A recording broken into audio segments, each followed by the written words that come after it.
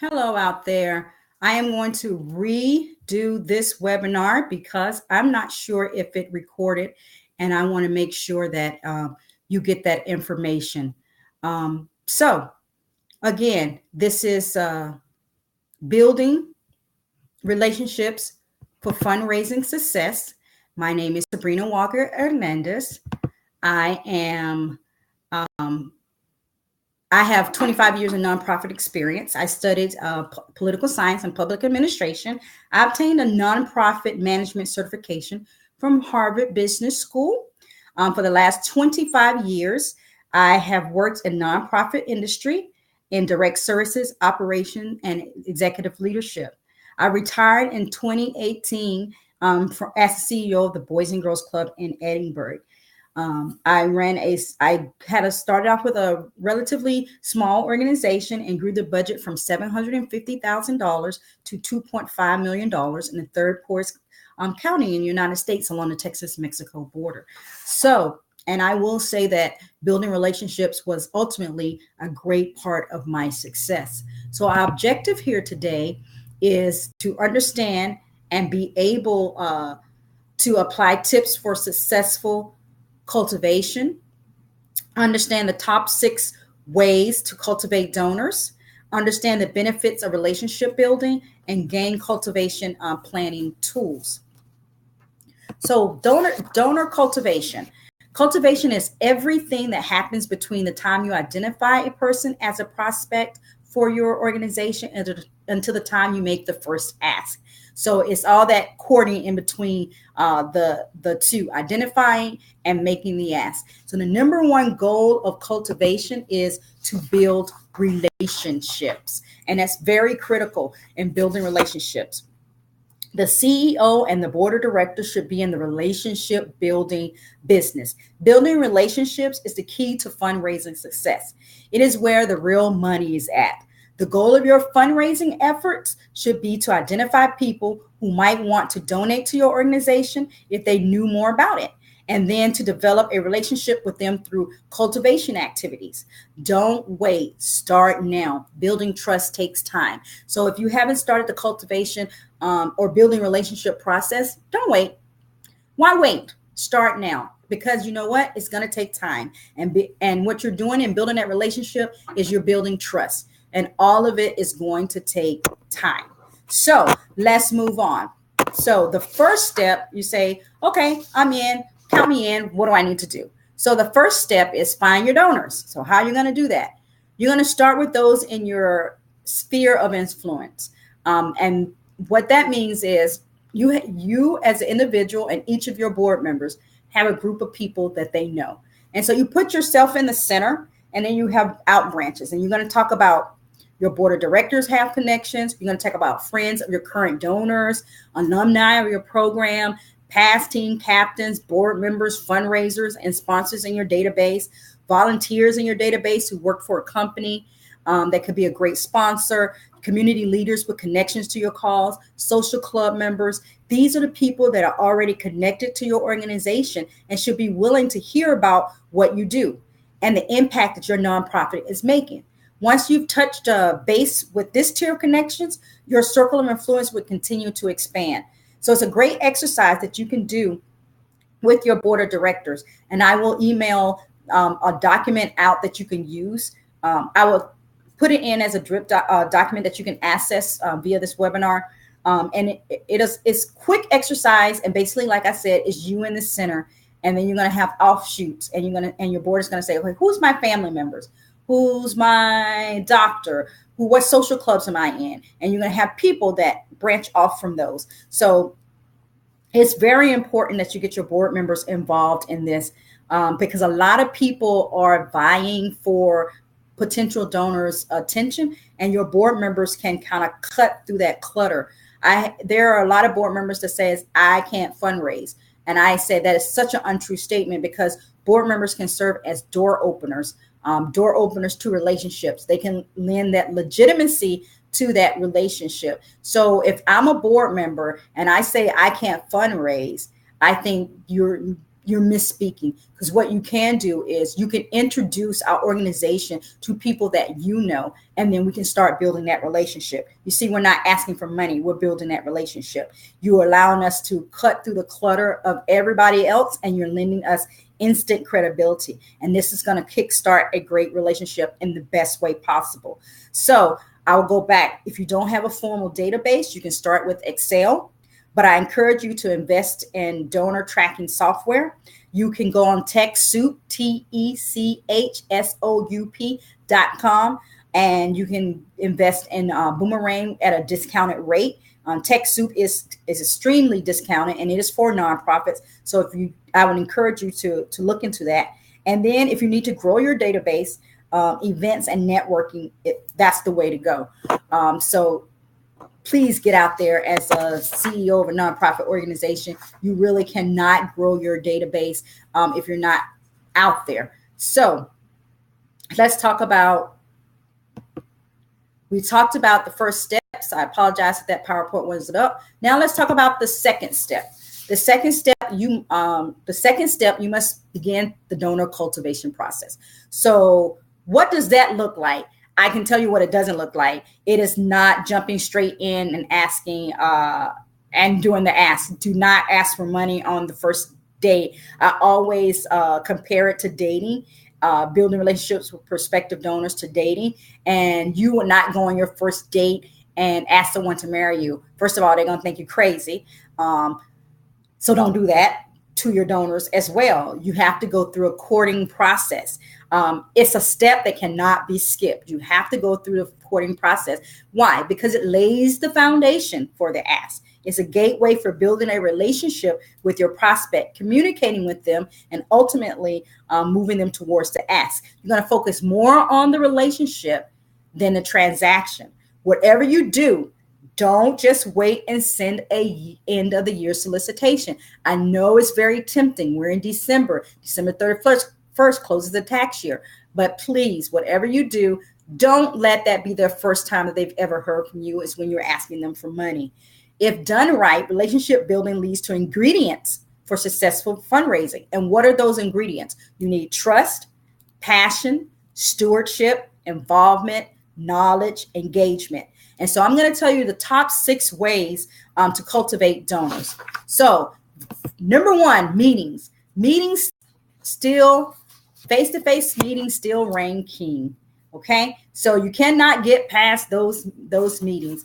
You're going to prioritize meetings with major donors because you cannot meet with everybody. And so what is a major donor? A major donor is how your organization defines it. So some people say anybody who gives $500 or more are major donors. For a larger organization, it might be $1,000 or more. So some, it might be $5,000 or more. But the goal is you set what a major donor is to you, and you prioritize those meetings with those major donors. And you invite them for lunch, breakfast, or coffee. And if that doesn't work, you visit them in their office or their home. Now, I will say if you get a home visit, you're more than halfway further in your relationship than you think. But it's whatever works for the prospect. I can tell you I am not a morning person, and I've been many of days that I've had 7 a.m. breakfast because they are morning people, and that's the time they wanted to meet. And so I had to adjust myself to those times.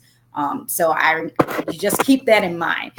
Regardless of you're a morning person or not, sometimes you may have to be a morning person. Meetings, when you go to these meetings, you're going to do less talking and more listening. You're going to have some discovery questions, and you're going to focus on impact, not activities. When you're having these meetings, what you're trying to do is listen on what they're interested in and how they're interested in supporting your work and which programs resonate with them. This will be key information when it comes time to make the ask. For example, it wouldn't make sense to talk to someone about a tax deduction when they really want to give because it's the right thing to do. The narrative of your nonprofit needs to match the spirit of the giver. And so that's what these meetings are for. You're trying to capture why they're getting. And then when you ask, you simply regurgitate their words back to them. So when you're on these visits, don't make the mistake of talking too much. about how wonderful things are since your organization got involved, and you leave out the problems your donors can solve. I know everybody wants to come in and say how great we are. Well, if you're so great, why do you need your donors' help? And so they want to solve a problem. So when you do talk, tell your story using emotion. What are the major stories that play out every year as you deliver your programs and services? Might you chronicle a student's improvement, follow a teen mom as she enrolls in her new parent program, share a day in the life of a client or a client's child, a parent or a volunteer leading a program, chronicle a day in the life of your food bank, animal center, or teen center. The goal isn't to impress the potential donor, but to let them impress you. Again, the goal is not to impress the potential donor, but let them impress you. The donor is more interested in the good they can do than the good the organization has done. And I know that's hard for a lot of nonprofits. You want to go in there and talk about what great work you have done, but you're there to capture from the donor how they want to help you solve a problem. So here's some good discovery questions. Do you have any feedback for us? Is there any way we can make your experience with us more positive? How can we get more involved? May I invite you to a tour of our facility? May I invite you to this upcoming event? Whatever you have going on, you make sure that you extend an invitation to them. And so the next way to cultivate with donors is phone calls. Phone calls are very personal in nature, and so it's a good way to build trust and bond. And you can do telephone call conversations for check-ins, to say hello or follow up with a thank you after an event or a tour. And you can send your cell phone to send thank you videos. So when I say send you thank you videos, I want you to imagine a prospect toured your facility, and then minutes later they received a video from your client saying thank you for taking the time to visit us. That would be awesome, because that makes you look like you're on your A game. Now, this does not replace the conversation. It's just an additional step. Here's a video from the client saying, thank you for taking the tour. And then you pick up the phone and you still call and say, thank you for the tour. You to say hello, to follow up, to see if they have any questions. This is very, very critical. Telephone conversations allows you to get to know your prospects better by asking them their opinion on different topics that affect your organization. And so once they've done that tour or you've had that meeting with them, you can have those conversations. And sometimes you're going to have to become more transparent than you feel comfortable with. You're going to share with the potential donor your successes and your challenges. And that way they will help you celebrate and share the news with others. And they will also give you advice around your challenges. They will tell you what they think and are willing and give you guidance. When donors share feedback, this makes them feel like a part of your team. So don't forget to ask them for their input. I will say I had a group of donors, about 7, that I always called when I had challenges and say, I'm experiencing this. What do you think about this? And they always share with me their feedback, and it made them feel like, they were one of my trusted advisors. And so when we did ultimately get to the ask, it was just really and truly, it wasn't an ask. It was, they were more than willing to help because they had been involved along that process. So don't be afraid to pick up the phone and share with them your challenges. They really want to provide that feedback. And so the third thing is newsletters and other communications.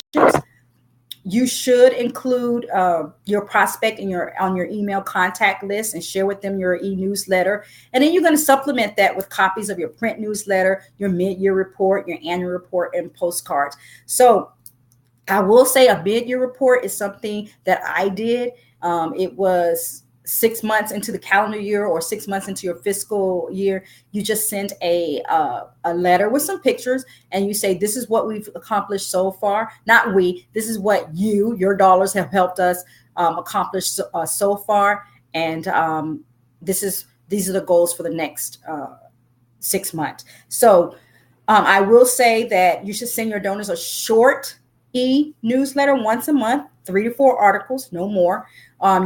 Your communication should tell your nonprofit story of impact. Write your newsletter in the second person, emphasizing you much more than we. If you notice, I corrected my language. Be personal and conversational. Say, you helped the Turner family move into a home of their own, or because of donors like you, this number of families have been able to move out of shelters and into their own home. That's just some examples of the wordings that you can use. I would encourage you to leave out any jargon or other language that your donor won't understand. Write it as if you're having a conversation with a friend. Some people opt not to do printed newsletters because it's expensive and takes too much time, but I think you're making a great mistake because many donors, especially your older donors, prefer print newsletters. I think that you need to do a print newsletter. I recommend one to four print newsletters a year. And to save costs, you can do them in-house as long as they look professional, or you can ask a print company to sponsor your print pieces. They will be more than willing. Maybe they can't give money, but they will be more than willing to sponsor your print pieces. So I really encourage you to do that. I will say that there are some free communication tools out there for you to take advantage of. And they are MailChimp for the e-newsletter. You also have canva.com for your annual report layouts and for your other graphic layouts. You have pixel.com for stock photos, and you have Connect Clearbit for email finders. And I'm not even going to attempt to pronounce that word because I'm telling you right now I can't, but you see it there. That's if you have a great potential connect, but you don't have the email and you can't find it. This will help you search for email finder. So the other thing to build relationships is events. So you're going to hold non-ask events for prospects. Now, non-ask event means you're not going to ask for money. And these are sometimes called friend raisers. They're social events at board members' homes or major donor homes. They're open houses, tours of facilities, roundtable discussion. But they're fun and social, and they're in a setting, they're fun and social setting for your nonprofit to get to know your prospects on a personal level. It's purely a social event that brings together your current donors, potential donors, and lapsed donors. Again, you're not going to ask for money.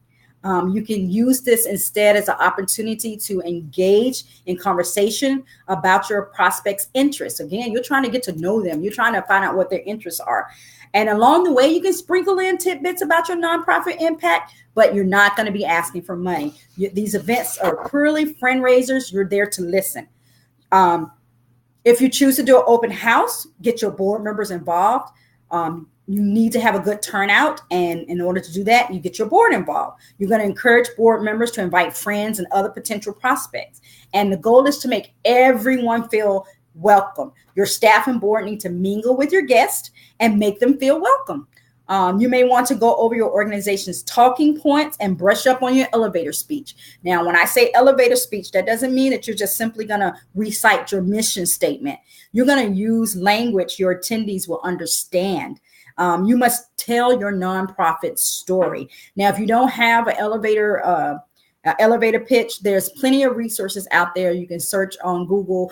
Maybe I'll put together maybe I'll do a blog on it and help you out, because sometimes as leaders of the nonprofit, you just don't have time to go out there and research. You know there's plenty of information out there, but you don't have time to do research. So I might do a blog on that and have that up that you can see.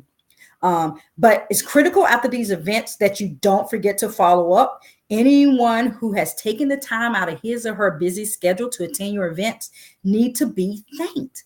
It's amazing how people just don't thank you for attending events. We're all so busy. And if they take the time to come to your event, then thank them. That's a crucial follow-up. So don't miss out on the opportunity to build a relationship. They come to your event, you have their cell phone number, you found a way to capture that information. You know what? Pick up the phone. Again, number 2, pick up the phone and say, thank you for coming to our event. It was so appreciated. It was great seeing you there. Do you have any questions about our nonprofit organization? Would you do the event different? See, this is an opportunity to get feedback and to still make that connection. So again, I encourage you to do that. Again, make sure you collect names and addresses of the people who attend and send thank you notes right away. This is good. It's a great project for your board of directors. Don't ask for money. That's coming for later. I've said it 3 times. Don't ask for money. And not all donors are going to be able to attend your event, but they're going to appreciate an invitation. So even if you think, you know what, they won't come, send the invitations. They will appreciate this. So another strategy, if you choose to do the open house or a tour, is to make sure that the potential donor gets to meet your clients on this tour and get to meet some of your staff and your team. And if appropriate, the client should serve as a tour guide. I know my nonprofit, it was very appropriate for this client to serve as a tour guide because I worked with youth. And so they would take the potential donor on the tour. And they love that, is you're actually connecting them with their mission, and it solidified, that relationship for years.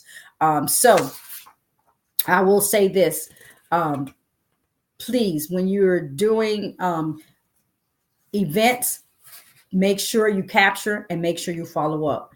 So number 5 is volunteer opportunities.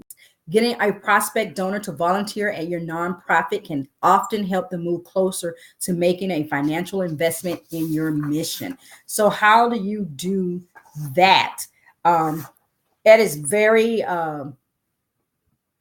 easy. I say, well, we all say easy, but it's never easy. So you can offer them traditional volunteer work, such as serving food at a soup kitchen, serving in an event or advisory committee, giving you advice on something that they're knowledgeable about.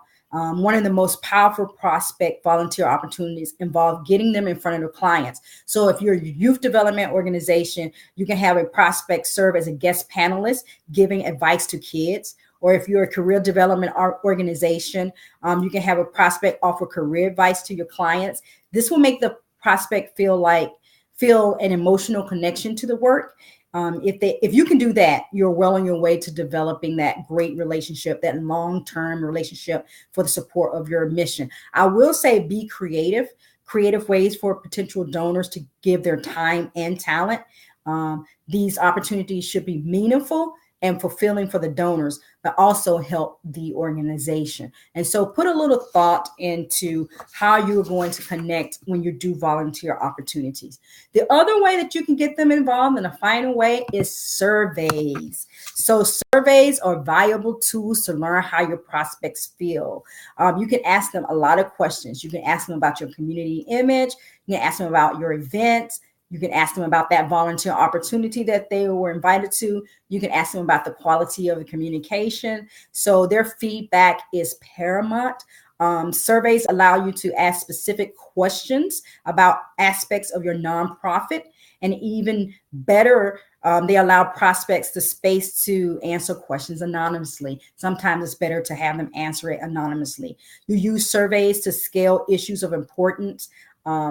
Prospects' response can indicate if you should shift your energy, if you're focusing your energy on the right thing, or should I be shifting my energy? So you're going to make sure you also include a field where the prospect can share their thoughts rather than just check a box, because open space for free thoughts tend to give more candid feedback and can provide information that your nonprofit hadn't thought to include in the survey itself. So you can do this more formally through SurveyMonkey. SurveyMonkey allows you to create free surveys, or you can do it informally. When you're doing your thank you call, you can always ask, why did you decide to support our nonprofit? And you can keep that rolling list, and that's really going to help you in that area. I will say that surveys were really important to me when I was going through through the prospects. They provided really invaluable information. So don't hesitate to use surveys. I use this approach for over 15 years as a CEO of a nonprofit organization. Again, we raised over $2.5 million each year, and the organization was located along the Texas-Mexico border in the third poorest county in the United States. So I will say, if you choose, I will go back to surveys really quick, and I will say this. if you choose to do surveys and you're out there and you're doing these meetings, it's not just surveys, it's any of these. If you're doing the meetings, you're doing the telephone calls, and you're doing surveys and volunteer events and all these things, you have to make sure that you go into this open to new ideas, because you're going to have many potential donors have ideas on how to enhance or support your organization. You've actually invited them to explore those ideas with you when you ask them these questions. But I know that doesn't mean you have to execute on every idea, but it allows you the opportunity to quickly engage them. Whatever you do, I will say this: don't ignore their ideas and never respond. Your lack of response may be perceived as a lack of respect for the potential donor.